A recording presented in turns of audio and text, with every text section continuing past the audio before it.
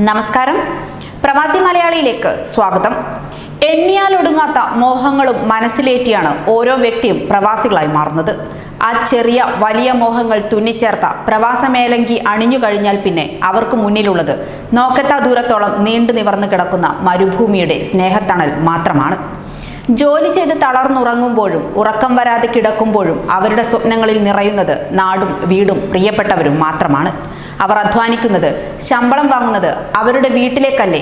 നമ്മൾ എന്തിന് അവർക്ക് വേണ്ടി വ്യാകുലപ്പെടണം എന്ന് ചോദിക്കുന്നവരോട്. അവരുടെ വിയർപ്പിന്റെ വില കൂടിയാണ് നമ്മുടെ സുരക്ഷിതത്വം. നമ്മുടെ സമ്പദ്ഘടനയുടെ നെടും തൂണാണവർ.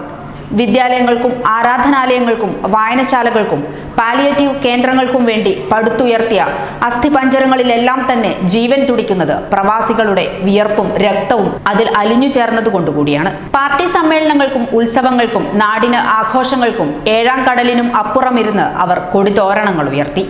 നാടിനെ അത്രമേൽ പ്രണയിക്കയാൽ പ്രളയകാലങ്ങളിൽ വീട്ടുചെലവിന് പണം അയക്കാതെ പോലും അവർ ദുരിതാശ്വാസ നിധിയിലേക്ക് സംഭാവനകൾ അയച്ചു.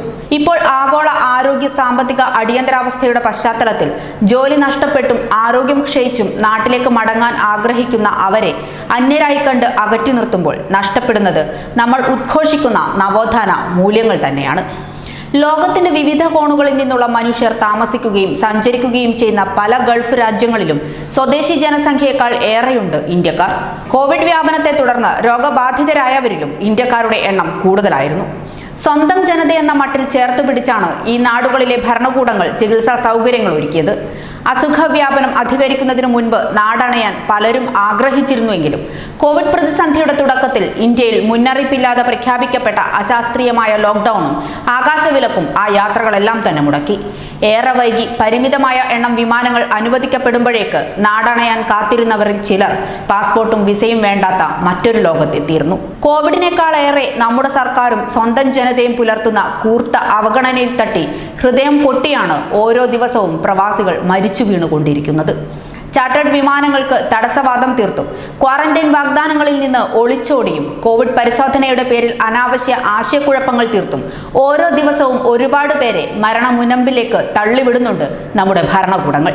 മറുനാട്ടിൽ മരിച്ചുപോയ മനുഷ്യരുടെ കുടുംബങ്ങൾക്ക് ആശ്വാസ നടപടികൾ ഒരുക്കാൻ ഇനിയും വൈകിക്കൂടാ. ഭരണകൂടങ്ങളും പൊതുസമൂഹവും പുലർത്തുന്ന ക്രൂരമായ അനാസ്ഥയും അവഗണനയും തിരുത്തണം. ഇനിയും ഒരു കുഞ്ഞു പോലും അനാഥമാകുന്നത് തടയണം. ഓരോ തവണയും പ്രവാസി മരണങ്ങൾ നമ്മളെ തേടി എത്തുമ്പോഴും നാം മറന്നു പോകരുത്, ആ മരിച്ചു കിടക്കുന്നവർ നമ്മൾ തന്നെയാണെന്ന്. പ്രവാസികൾ അത്രത്തോളം നമ്മുടെ ജീവിതത്തിൽ ഇഴചേർക്കപ്പെട്ടവരാണ്. ഏത് പ്രതിസന്ധി ഘട്ടത്തിലും ചുട്ടുപൊള്ളുന്ന വെയിൽ ചൂട് സഹിച്ച് നമുക്ക് താങ്ങായി തണൽ വിരിച്ചവരാണവർ. ഓർക്കുക, അവർ ഇല്ലാതായാൽ ഒപ്പം ഇല്ലാതാകുന്നത് നമ്മൾ തന്നെയാണ്. കൂടുതൽ പ്രവാസി വാർത്തകൾക്കായി ഈ ചാനൽ സബ്സ്ക്രൈബ് ചെയ്യുക.